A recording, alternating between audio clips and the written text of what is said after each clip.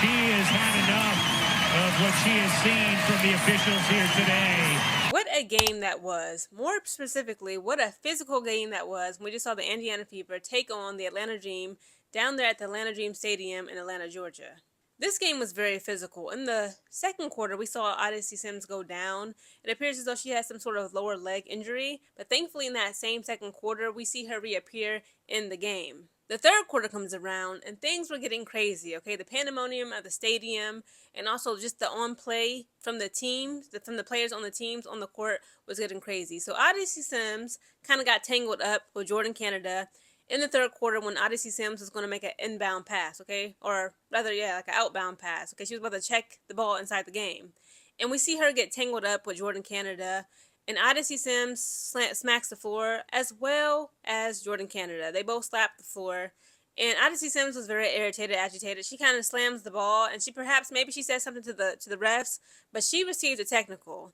And then a little bit time after that, I believe, we saw Stephanie White just crash out. She loses it. She goes bananas because of a non-call from the refs, okay? Something had happened down below on the other side of the court underneath that basket. We saw a Fever player get hit with a lot of contact, and the refs just glossed right over it. Stephanie White loses her mind. She literally parades on the freaking court, okay? She stomps on the court. She's saying all types of stuff. I'm more than sure that she cussed the ref out. That's probably how she got that tech, more than likely, right? And she's looking belligerent. She flailing her arms. She was looking crazy, okay? The woman was angry, and she receives a tech.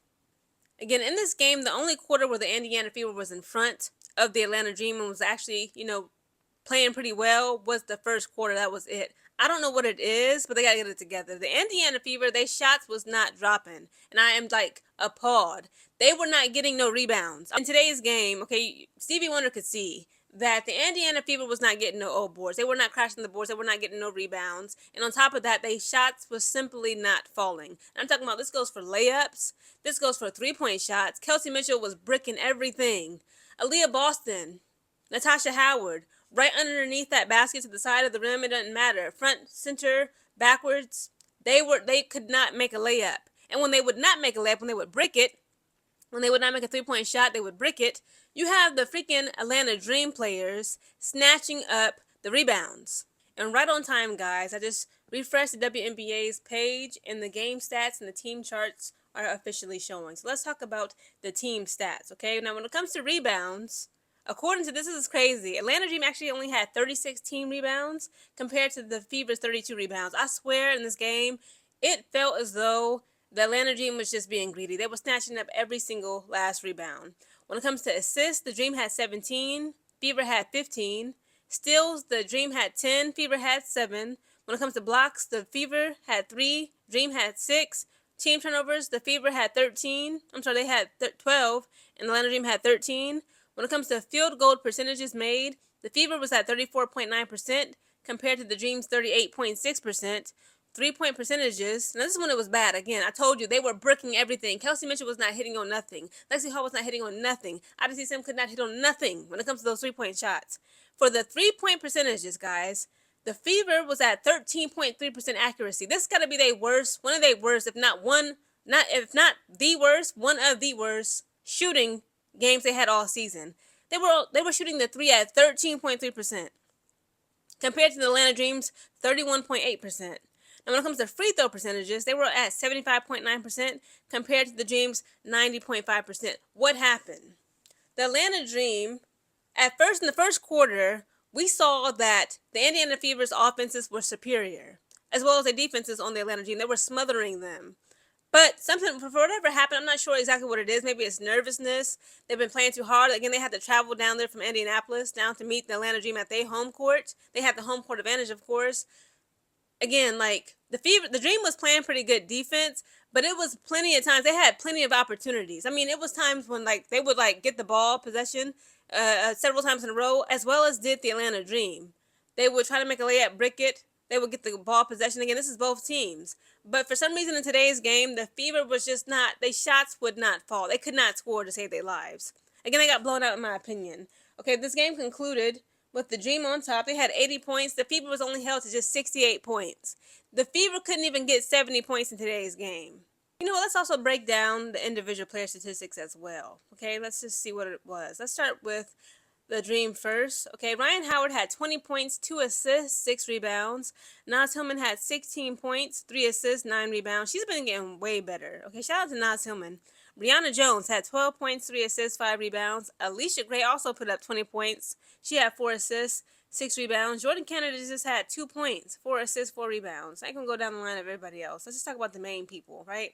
It's the playoffs. Now for Fever, Lexi Hall had 9 points, 1 assist, 4 rebounds. Natasha Howard had 5 points, 1 assist, 6 rebounds. Aaliyah Boston had 8 points, 5 assists, 12 rebounds. Odyssey Sims actually put up 10 points, had 3 assists, 3 rebounds. But Kelsey Mitchell, that damn Kelsey Mitchell, she had 27 points, 4 assists, 1 rebound. She was the leading scorer in today's game for both teams. Again, the Fever got some work to do, okay? Stephanie White, I just know she's stressed out. Stephanie White is stressed, y'all.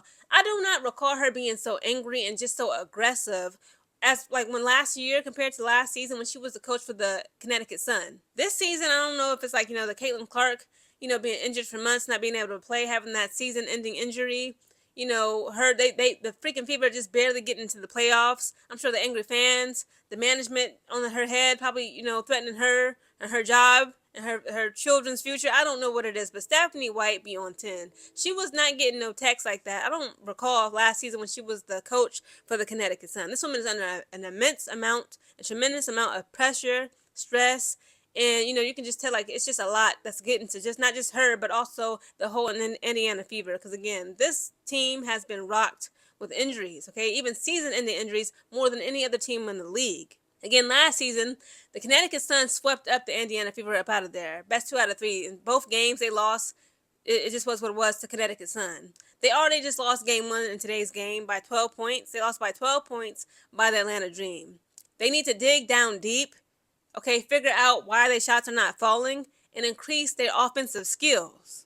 Again, the Fever did not come this far just to come this far. They barely made it into the playoffs, okay?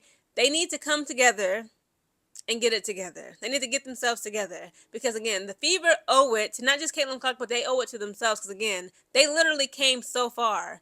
Even beyond the injuries. Everybody got injured. Everybody gone, etc., got traded, got waived, torn ACLs. They owe it to themselves. And the women on that bench that are freaking out for the rest of the season due to injuries, they owe it to them to at least make it through the first round of the playoffs.